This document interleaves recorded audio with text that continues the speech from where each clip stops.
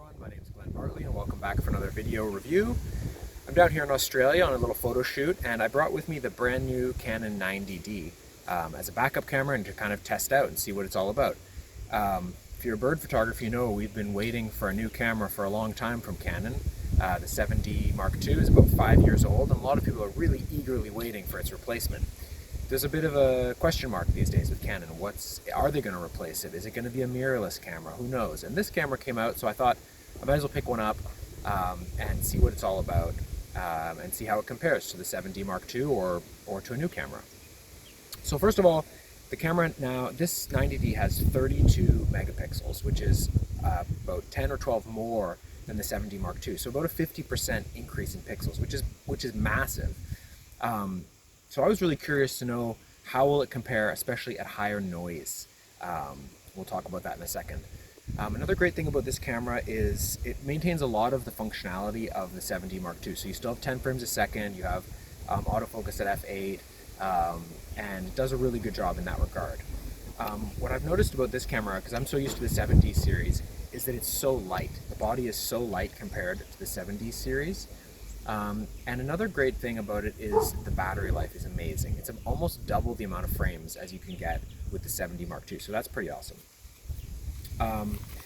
Now, things that it's missing, things that right away I was kind of, with that light weight, you're also missing some of the ergonomic benefits. So the back little scroller wheel is a lot smaller and kind of, for my hand, a little harder to use. And it's missing that nice lever that was here on the 7D Mark II.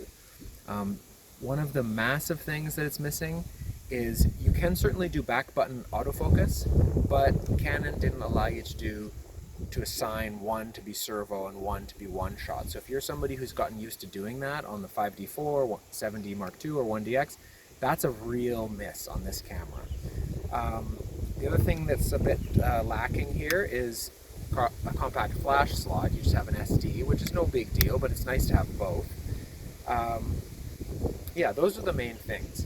Now, when I did some testing, and I'll link the tests below, I was really hoping that this camera would be at least as good as the 7D Mark II when it comes to noise performance.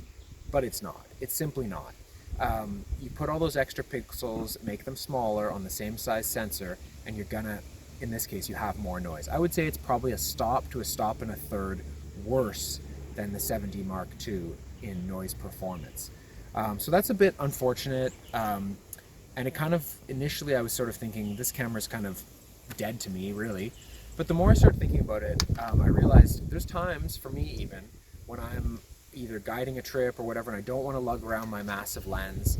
And if you have good light to shoot in, right here what I have is a 400 millimeter lens, but with a 1.6 crop factor. It's essentially a 640 millimeter lens with 30 megapixels. That is a very hand-holdable, portable unit to walk around your local park or whatever. You just don't feel like carrying your super telephoto lens, and you have 30 megapixels you can crop in on. So that's a very usable little combo. And because it's so lightweight, the body, and because the battery is so good, you don't need a grip on this. You just have such a nice portable little camera. So as a second camera perhaps, or if you're somebody who just, maybe the super telephoto lens really limits your mobility, this might be a camera worth looking at, to be honest. I think for a lot of people, this is a very portable little package. Now, I think for me, my 7D Mark II is still going to be my go-to day-to-day body. But if I know I'm going to have a lot of light to work with, or if I know I'm going to not be able to get as close to my subjects as I want, I think I'm going to start reaching for this camera. So anyways, just a few initial thoughts. There's a link down below to a more detailed review on my website that you can check out, and those sample files, those sample RAW and JPEG files will be there too. Thanks for watching. We'll see you again soon.